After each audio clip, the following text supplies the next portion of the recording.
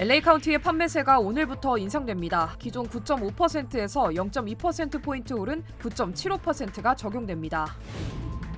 LA 카운티 검찰청에 첫 한인 수사국장이 임명됐습니다.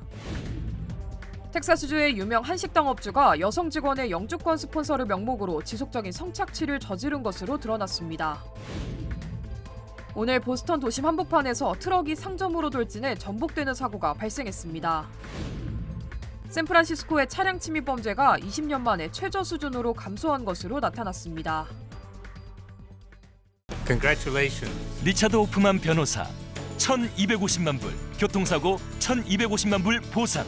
사상 최고의 보상금으로 다시 한번 실력을 입증했습니다. 리차드 호프만이 아니었으면 이렇게 큰 보상금은 꿈도 못 꿨죠. 정말 최선을 다해 열심히 도와주시는 모습에 모두 감동받았어요. 1,250만 불이라니 아직도 믿기지가 않네요. Trusted me to win for you. 리차드 호프만 법률그룹 323-782-8600. 여러분 안녕하십니까? 4월 1일 첫 소식입니다. 트럼프 대통령이 내일 상호관세에 대한 구체적인 내용을 발표합니다. 백악관은 발표 즉시 관세 효력이 발생할 것이라고 예고했습니다. LA에서 박윤수 특파원입니다. 백악관은 도널드 트럼프 미국 대통령이 현지 시간 4월 2일 오후 국가별 상호관세 내용을 발표한다고 밝혔습니다. 한국 시간으로는 내일 새벽 5시 미국을 더 부유하게라는 제목의 행사에서 트럼프 대통령이 연설할 예정인데 이 자리에서 구체적인 내용이 공개될 것으로 예상됩니다. 상호관세의 효력은 별도 유예기간 없이 발표 즉시 발생합니다. My understanding is that the tariff announcement will come tomorrow. They will be effective immediately. 백악관은 트럼프 대통령의 역사적인 조치로 미국의 경제와 안보가 보호될 것이라며 내일을 시작으로 미국이 갈취당하는 것은 끝난다고 강조했습니다. 상호관세의 내용은 아직 공개되지 않고 있습니다. 당초 국가별로 세율을 달리 적용하는 차등 관세가 유력한 것으로 거론됐지만 모든 수입품에 일률적으로 보편 관세를 부과하는 방안도 검토 중인 것으로 전해졌습니다. 뉴욕타임스 등 현지 언론들은 20% 단일 세율안이 논의 중이라고 보도했는데 백악관은 24시간 뒤에 알게 될 것이라고 말을 아꼈습니다. He is with his trade and tariff team right now, perfecting it to make sure this is a perfect deal for the American people and the American worker. 백악관은 상호관세 발표 전부터 글로벌 기업들이 수십억 달러를 미국에 투자하고 있다면서 트럼프 행정부의 관세 정책이 틀림없이 작동할 것이라고 강조했습니다. 지난해 대미 무역 흑자 8위에 오른 한국이 고율 관세를 피하기는 어려운 상황입니다. 다만 백악관이 상호관세 발표 이후라도 협상을 요청하는 국가가 있다면 응하겠다고 밝힌 만큼 방산과 조선 등 한국이 경쟁력을 보유한 산업 분야를 지렛대로 협상에 나설 준비가 시급해 보입니다. 로스앤젤레스에서 MBC 뉴스 박윤수입니다. LA 카운티의 판매세가 오늘부터 인상됩니다. 4월 1일부터 LA 카운티의 판매세는 9.5%에서 0.2%포인트 인상돼 9.75%가 적용됩니다. 이에 따라 자동차, 가전제품, 그리고 알코올 음료와 건강보조식품 등 일부 식료품과 제품의 소비자 가격도 상승할 예정입니다.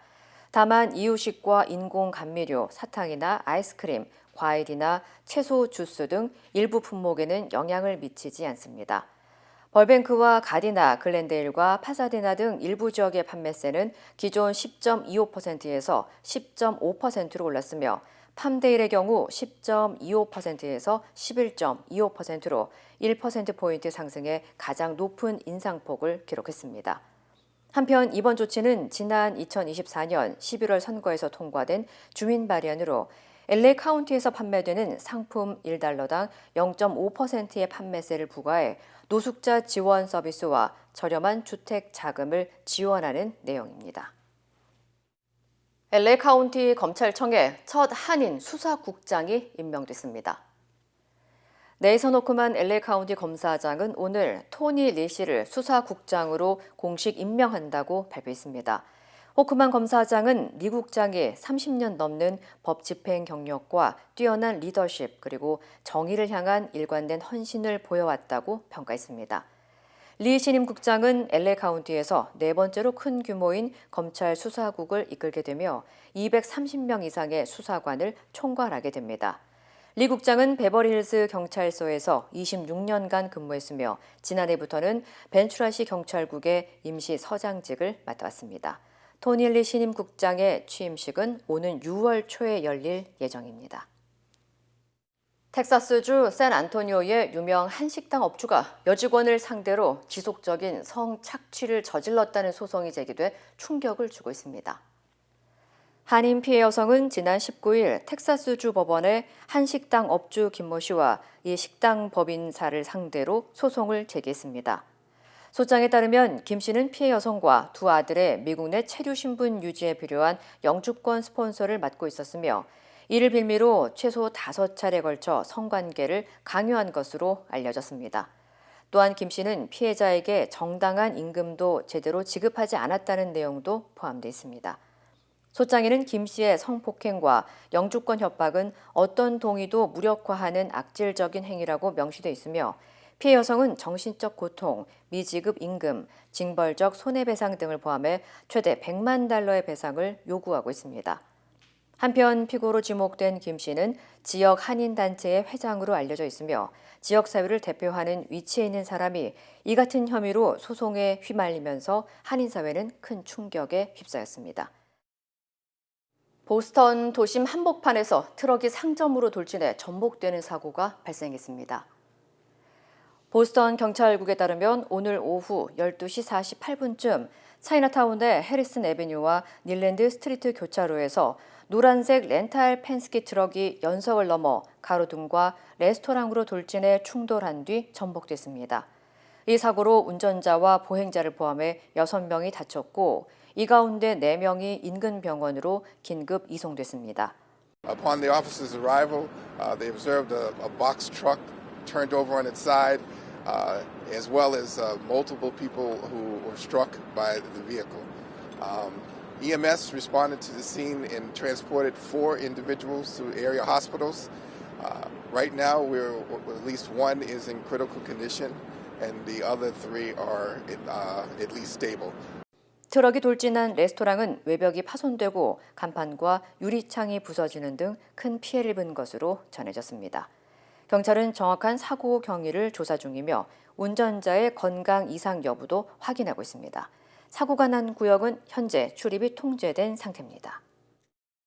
최근 샌프란시스코의 차량 침입 범죄가 크게 감소한 것으로 나타났습니다. 샌프란시스코 경찰국에 따르면 지난해 접수된 자동차 침입 신고는 8,500건으로 전년 대비 10,000건가량 감소해 20년 만에 가장 낮은 신고 건수를 기록했습니다. 당국은 차량 번호판 판독기와 드론, 잠입 수사 등 여러 전략이 범죄 예방에 큰 도움이 됐다고 설명했습니다.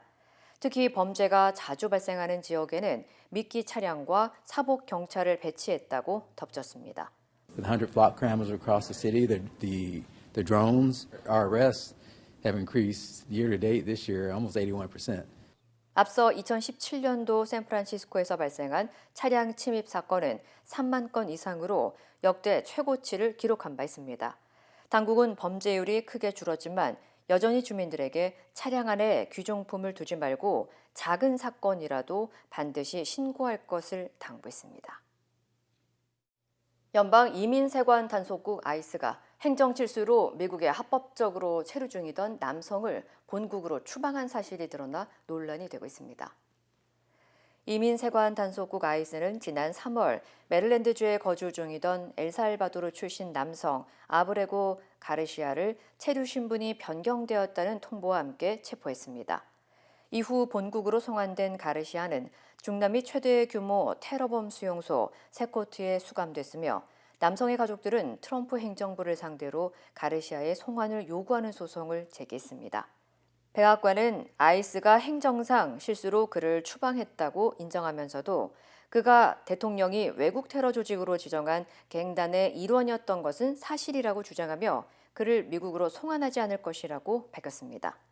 The error that you are referring to was a clerical error. It was an administrative error. The administration maintains the position that this individual who was deported to El Salvador and will not be returning to our country was a member of the brutal and vicious MS-13 gang.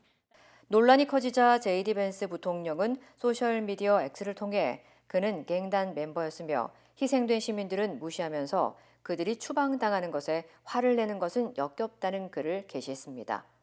이에 대해 가르시아 측 변호사는 범죄 조직과 아무런 관련이 없으며 근거 없는 비난일 뿐이라고 반박했습니다. 2011년 16세의 나이에 엘살바도르에서 미국으로 넘어온 아브레고 가르시아는 2019년 강제 추방으로부터 보호되는 지위를 얻은 후 시민권자인 아내와 3명의 자녀를 두고 미국에 합법적으로 체류하고 있었던 것으로 알려졌습니다. 캘리포니아 주의회가 아파트 임대 시 냉장고와 스토브 제공을 의무화하는 새 법안을 검토 중입니다. 티나 맥키너 주하원 의원이 발의한 법안 AB 628은 내년 1월 1일 이후 체결되는 모든 아파트 임대 계약에 대해 정상 작동하는 냉장고와 스토브를 제공하도록 규정하고 있습니다. 현재 캘리포니아에서는 냉장고나 레인지가 없어도 임대가 가능하지만 LA와 오렌지 카운티의 경우 냉장고 없는 아파트 비율이 전국에서 가장 높다는 지적이 제기돼 왔습니다. 맥키너 의원은 렌트비로 수천 달러를 내는 임차인에게 최소한의 주방 가전은 제공해야 한다며 법안의 필요성을 강조했습니다. 한편 공동 주방을 사용하는 요양시설이나 레지던셜 호텔, 단일 객실 임대 등은 예외로 적용되며 해당 법안은 현재 주의회 위원회에서 심의 중입니다. 뉴욕에서 생산된 호박 주스가 마비를 일으킬 수 있다며 긴급 리콜됐습니다. 뉴욕주에 본사를 둔 워커스 와인 주스는 와인 제조에 쓰이는 호박 주스가 살균 기준에 미달해 보툴린 누스균 감염 우려가 있다고 밝혔습니다. 이 주스는 호박을 으깬 뒤 즙을 짜 만든 원액으로 이를 발효시켜 호박 와인을 만드는 용도로 판매되고 있었습니다. 해당 제품은 12개 주의 와이너리와 일반 소비자에게 판매됐으며 일부는 뉴욕주 포레스트빌에 위치한 자사 매장에서 직접 판매되기도 했습니다. 뉴욕주 농업국의 검사 결과 주스의 산도가 낮아 살균 처리가 제대로 이루어지지 않았고 보툴리누스균에 오염될 가능성이 있는 것으로 확인됐습니다. 보툴리누스균은 신경을 마비시켜 호흡곤란을 유발할 수 있는 치명적인 세균으로 드물지만 감염 시 사망에 이를 수 있습니다. 회수 대상은 펌킨 라벨이 붙은 2.5갤런, 5갤런 박스 제품과 30, 60, 275갤런 대용량 벌크 컨테이너입니다. 유통지역은 뉴욕을 포함해 일리노이, 인디애나, 캔자스, 미시건, 미네소타, 뉴저지, 펜실베니아, 위스콘신 등 12개 주입니다. FDA는 아직 질병 보고는 없지만 근육 약화, 발음 이상, 호흡곤란 등의 증상이 있을 경우 즉시 병원을 찾을 것을 권고했습니다. 트럼프 대통령이 지명한 댄 케인 미국 합창의장 후보자가 북한이 미국의 즉각적인 안보 도전이 된다고 밝혔습니다. 또 북한의 핵 능력이 주목할 만한 진전을 이뤘다고 평가하면서 한미일 3국 안보 협력을 강조했습니다. 장유진 기자입니다. 미군 합동참모본부 의장에 지명된 댄 케인 후보자는 현지 시간 1일 북한의 장거리 미사일과 핵 프로그램은 즉각적인 안보 도전을 야기한다고 말했습니다. 케인 후보자는 이날 미 연방 상원 군사위원회 인사청문회에 제출한 답변서에서 한국이나 일본에서의 미군 전력의 중대한 감축이 어떤 영향을 미칠 것으로 보느냐는 질의에 이같이 답했습니다. 케인 후보자의 이 같은 답변은 북한의 위협을 강조하면서 한국과 일본 등 동북아 지역의 미군 감축에 다소 신중한 입장을 보인 것으로 풀이됩니다.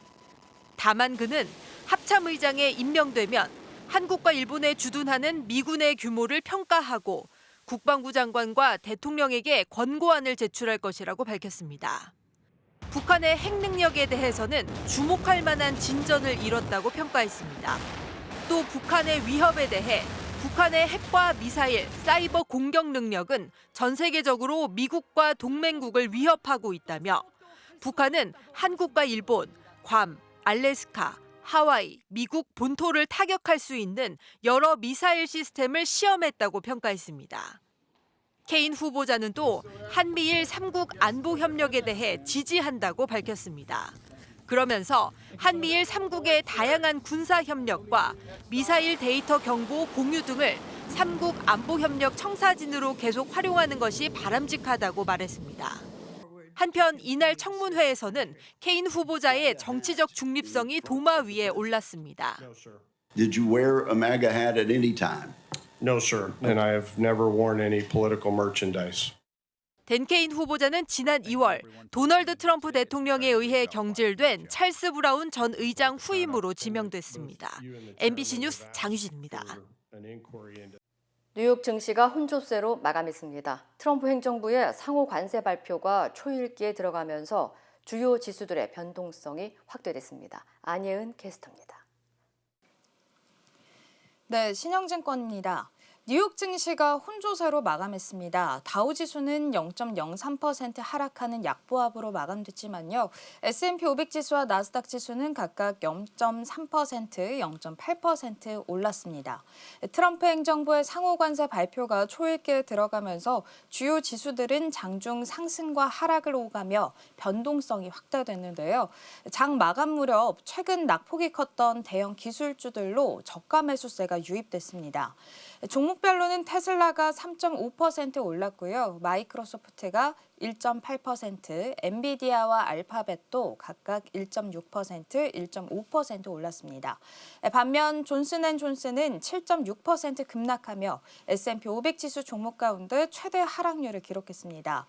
유서 깊은 소비재 기업인 존슨앤존슨은 발암물질 함유 논란이 있는 제품과 관련해 소비자 소송에 휘말리면서 주가가 큰 폭으로 하락했습니다. 우리 시간으로 내일 새벽 5시에 트럼프 대통령은 미국을 더 부유하게 라는 주제로 연설을 하면서 상호 관세를 발표할 예정입니다. 2차 세계대전 이후 지속됐던 자유무역 질서에서 경험해보지 못했던 초유의 사태라는 점에서 주식시장은 극심한 변동성 장세를 이어갈 것으로 전망됩니다. 지금까지 신영증권이었습니다.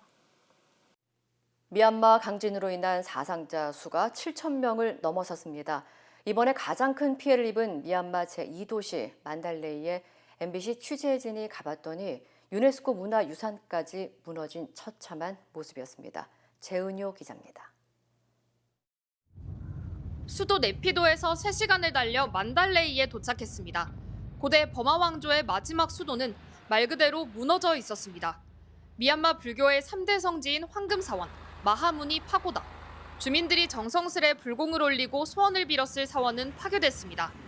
화려한 황금빛 첨탑도 처참하게 부서졌습니다. 사원 입구가 완전히 무너져 내려서 이렇게 잔해들이 가득 쌓여 있고요. 안으로는 들어갈 수도 없습니다. 번성했을 고대 버마 왕조의 왕궁들도 지진을 피하지 못했습니다. 성벽은 모래성처럼 부서졌고 탑은 형체를 알아볼 수 없습니다. 왕궁 건물은 갈라지고 뜯어졌습니다.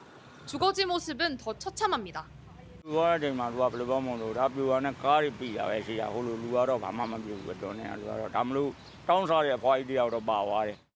오래된 집들은 흔적도 없이 벽돌 더미만 남았습니다. 잔해들은 도시에 그대로 방치되고 있습니다. 벽이 이렇게 무너져 내리면서 인도를 덮쳐서 지나가기도 힘든 상황입니다. 계속되는 여진에 사람들은 노숙을 합니다. 지난밤에도 4.2 규모의 여진이 일어났고 무너진 왕궁 주변 도로는 밤이 되면 거대한 텐트촌으로 변합니다. 만달레이에서 30km 떨어진 진앙지 사가잉 지역은 반군이 장악한 곳이어서 취재는 물론이고 구호활동까지 막혀 있습니다. 그곳의 상황은 얼마나 더 처참할지 상상조차 쉽지 않은 상황입니다. MBC 뉴스 재은유입니다. 낯선 이국 땅에서 새로운 삶을 시작한 지 50여 년. 언어와 문화의 장벽을 넘어 힘차게 걸어오신 어르신들. 여러분의 노력과 헌신에 깊이 감사드립니다. 이제는 편안하고 행복하게 살아가시길 바랍니다. MJ보험은 한인 커뮤니티를 이끌어오신 어르신들을 진심으로 응원합니다. 말이 통하는 종합보험 MJ보험. 윤석열 대통령 탄핵 심판 선고일이 한국 시간 4일 오전 11시로 결정됐습니다. 선고 기일까지 헌재는 보안과의 전쟁에 돌입했고 재판관 신변을 보호하기 위한 조치도 강화됐습니다. 송정훈 기자입니다. 헌법재판소는 금요일인 4일 오전 11시 헌재 대심판정에서 윤 대통령 탄핵 심판 결과를 선고하겠다고 밝혔습니다. 헌재는 국회 측과 윤 대통령 측에 먼저 선고 기일을 통지하고 약 5분 뒤인 오전 10시 41분쯤 출입기자단에 알렸습니다. 4일 오전 재판관 8명 가운데 6명 이상이 탄핵이 필요하다고 판단하면 윤 대통령은 즉각 파면되고 대통령직에서 물러납니다. 대통령 관저에서도 나가야 합니다. 반면 탄핵 찬성 재판관이 5명 이하일 경우 윤 대통령은 즉시 직무에 복귀하게 됩니다. 국회는 윤 대통령이 위헌 위법적 비상계엄을 선포하고 국회와 중앙선관위 등에 군대를 투입했다며 탄핵안을 통과시켰습니다. 윤 대통령 측은 계엄은 경고성이었고 정치인을 체포하거나 의원들을 끌어내라고 지시한 적이 없다는 입장을 고수했습니다. 비상계엄에서 선고까지는 예상보다 많은 시일이 소요됐습니다. 윤 대통령이 계엄을 선포한 지 123일째, 국회가 탄핵소추안을 의결한 지 112일째 되는 날 선고가 이루어지게 됐습니다. 헌재는 사안의 중대성과 국민적 관심을 고려해 선고 생중계와 일반인 방청을 허용하기로 했습니다. 선고일을 통지한 뒤 헌재 본관 건물은 출입이 철저히 통제되는 등 경비가 삼엄해졌습니다. 건물 내부 모든 창문에는 커튼까지 내려져 내부가 전혀 들여다보이지 않았습니다. 선고기일 공지와 동시에 헌법재판관 신변을 보호하기 위한 조치도 강화됐습니다. 헌재는 전담 경호팀 인력을 늘리는 등 재판관 경호 강화에 나섰습니다. 특히 재판관을 포함한 직원들은 도시락을 먹거나 직원 전용 구내식당에서 식사를 해결하며 선고 기일까지 보안 유지에 집중할 계획입니다. MBC 뉴스 송정훈입니다. 헌재 결정에 승복하겠다는 입장을 낸 국민의힘은 기각이나 각하를 촉구했습니다. 다만 당내 일각에서는 조기 대선을 준비해야 한다는 목소리도 나왔습니다. 지윤수 기자입니다. 헌법재판소가 윤석열 대통령 탄핵심판 선고일자를 확정하자 대통령실은 차분하게 헌재의 결정을 기다리겠다고만 밝혔습니다. 국민의힘은 즉각 환영 입장을 냈습니다. 헌법적인 불안정 상태를 해소할 수 있게 돼서 굉장히 다행으로 생각을 합니다. 국익을 고려하고 또 아주 중립적이고 공정하게 국가와 국민의 운명을 바꿀 정도로 중대한 일이니 공정하게 판단해달라고 당부하면서 헌재 결정에 승복하겠다고 했습니다. 그러면서 헌재가 더불어민주당의 압박에 굴복해선 안 된다고도 주장했습니다. 민주당의 압박이 부당하다고 비판한 건데 정작 여당 중진 의원들은 기각만이 답이다. 각하 기각 결정을 통해 헌법 수호기관으로서 본분을 다해야 한다며 헌재에 대한 공개 압박을 이어갔습니다. 절차적인 불공정, 불법, 위법 너무나도 많이 자행된 게 대통령의 탄핵 심판 과정이었다. 그래서 당연히 기각 각하된다. 당내 일각에선 탄핵 인용이 불가피하다는 정반대 목소리도 공개적으로 터져나왔습니다. 헌법이 보장돼 있는 많은 부분을 대통령이 말살시키겠다는 그런 행위에 대해서 헌법재판관들께서 현명한 선택을 하지 않겠나.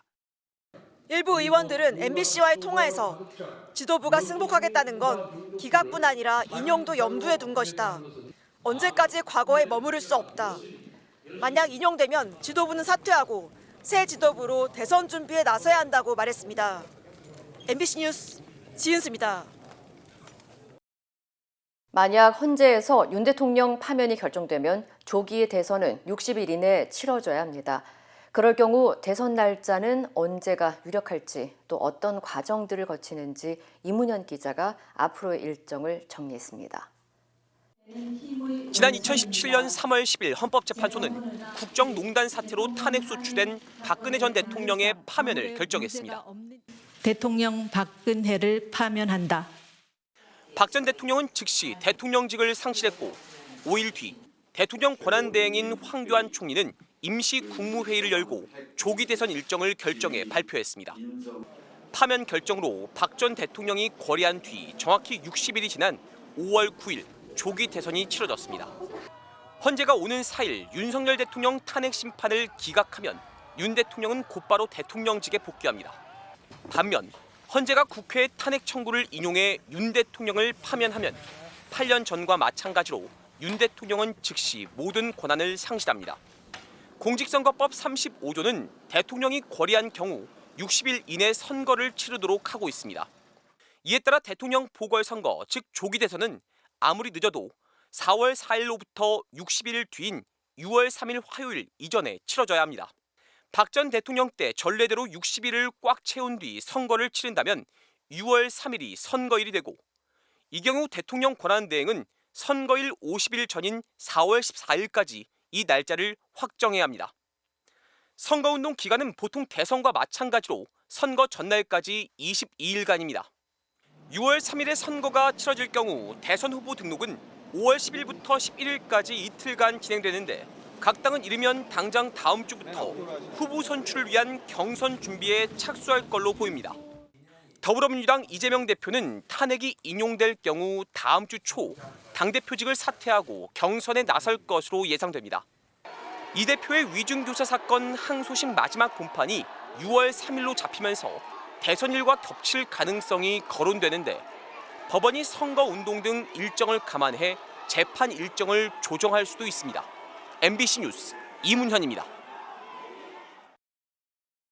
중국에서 샤오미 전기차가 고속도로 가드레일과 충돌한 뒤 화재가 발생해 탑승자 3명이 숨졌습니다. 샤오미는 자율주행이 수동으로 전환된 뒤 발생한 사고라고 밝혔고 유족은 충돌 뒤 차량 문이 잠기고 배터리에 불이 붙어 전소됐다고 주장했습니다. 관련 소식 전해드립니다. 사고는 지난달 29일 저녁 중국 동부 안후이성의 한 고속도로에서 발생했습니다. 샤오미에 따르면 차량은 당시 자율주행 모드로 고속도로를 시속 116km로 주행 중이었고요. 사고 지점은 도로공사로 인해 일부가 폐쇄돼 반대 차선을 이용해야 하는 구간이었습니다.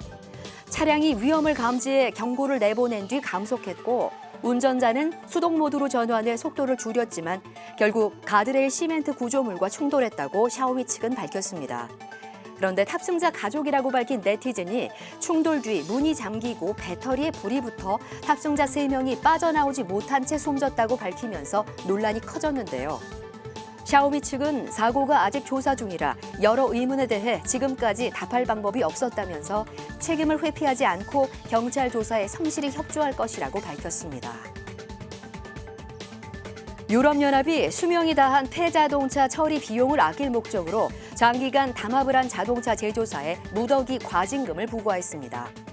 15개 업체에 우리 돈 7,287억 원에 달하는 과징금이 부과됐고 현대차, 기아도 포함돼 과징금 191억 원이 부과됐습니다. EU 집행위원회 조사 결과 유럽 자동차 제조업협회와 제조사들은 2002년부터 2017년까지 최대 15년에 걸쳐 폐차 재활용 과정에서 EU 관련 지침을 위반한 것으로 확인됐고요. 모든 회사가 조사 과정에서 담합 행위를 인정해 10%씩 과징금이 일괄 감면됐습니다. 다만 메르세데스 벤츠는 담합 사실을 자진 신고해 연루업체 가운데 유일하게 전액을 감면받았습니다.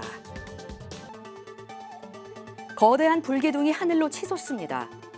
말레이 반도 쿠알라룸푸르 외곽 지역의 한 주유소 주변에서 현지 시간 1일 오전 가스관이 폭발하면서 화재가 발생했습니다. 불길은 최고 20층 높이까지 치솟았고 이 사고로 최소 112명이 다쳤습니다.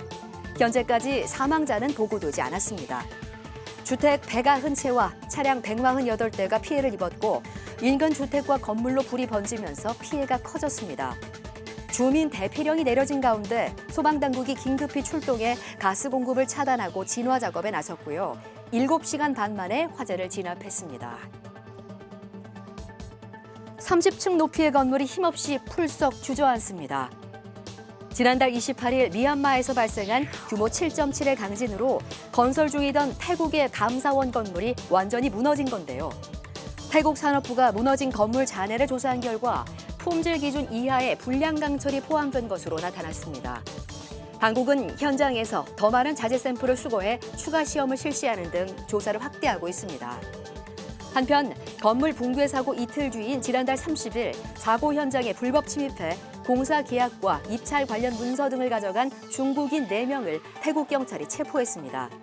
경찰은 이들이 빼돌리려던 서류를 압수하고 이들이 사고 관련 정보 은폐를 시도했는지 등을 수사하고 있습니다. 지금까지 이 시각 세계였습니다. 힘들고 어려울 때 실력 있는 변호사가 필요하십니까? 60년 역사의 대형 로펌 KMFM 로펌의 최미수 변호사와 함께하세요. 교통사고, 민사법, 형사법, 가정법 등 풍부한 경험과 최고의 실력으로 완벽하게 도와드립니다.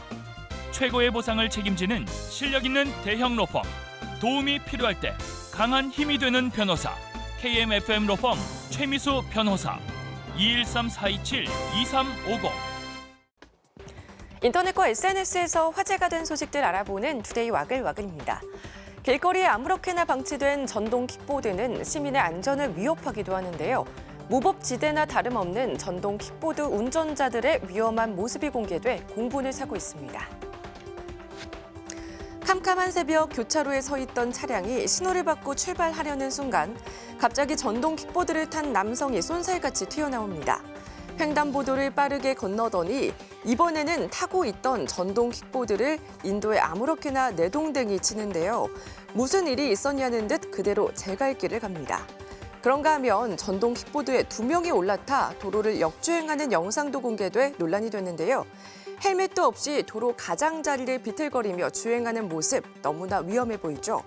누리꾼들은 헬멧도 안 쓰고 2명이 올라타 역주행이라니 너무 위험하다.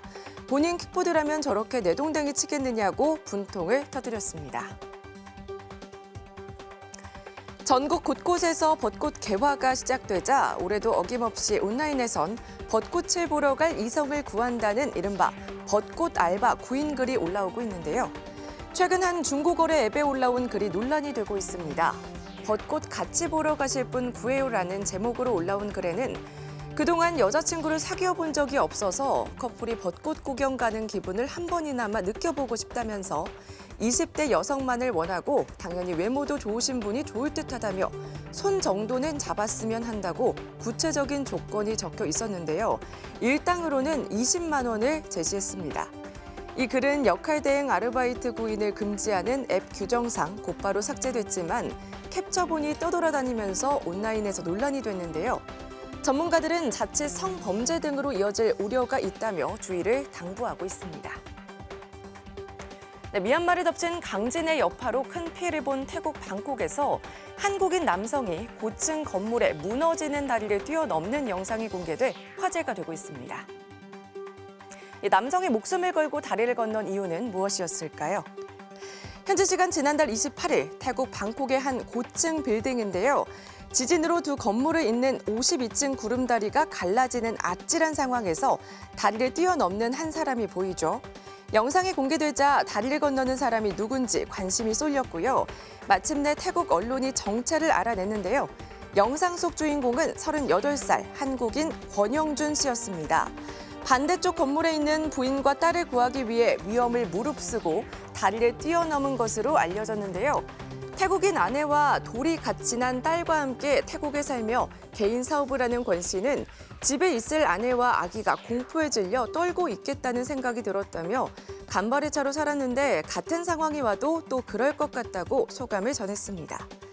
사연이 알려지자 가족을 위해 초인적 힘을 발휘한 권 씨는 현지에서 국민 남편으로 떠올랐고요.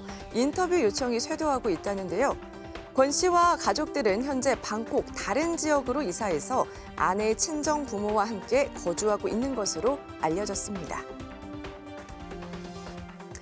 국제우주정거장에서 9달 동안 발이 묶였다가 지난달 지구로 귀환한 우주 비행사의 달라진 모습이 화제가 되고 있습니다. 미국 항공우주국 소속 우주비행사인 59세 순이 윌리엄스는 지난해 6월 지구를 떠날 당시만 해도 짙은 갈색 머리카락을 가지고 있었지만 불과 9개월 만에 완전히 달라진 모습으로 돌아왔는데요. 흰 머리카락과 깊어진 얼굴 주름, 살이 빠져 움푹 팬 볼, 우주에 머무른 시간이 1년도 채 되지 않았지만 수년의 노화를 겪은 듯한 모습이었습니다. 하지만 지구 귀환 약 2주 뒤인 지난달 31일 기자회견에서 윌리엄스는 또다시 달라진 모습으로 등장했는데요. 염색한 짙은 갈색 머리카락에 주름도 흐려졌고요. 얼굴에 살이 올라서 더욱 젊고 건강해진 모습이었습니다. 그녀의 놀라운 변화에 대해 한 전문가는 신진대사가 정상적인 중력에 적응하면서 우주에서 받던 스트레스가 사라진 게 젊음을 회복한 비결이라고 설명했습니다. 지금까지 투데이 와글와글이었습니다.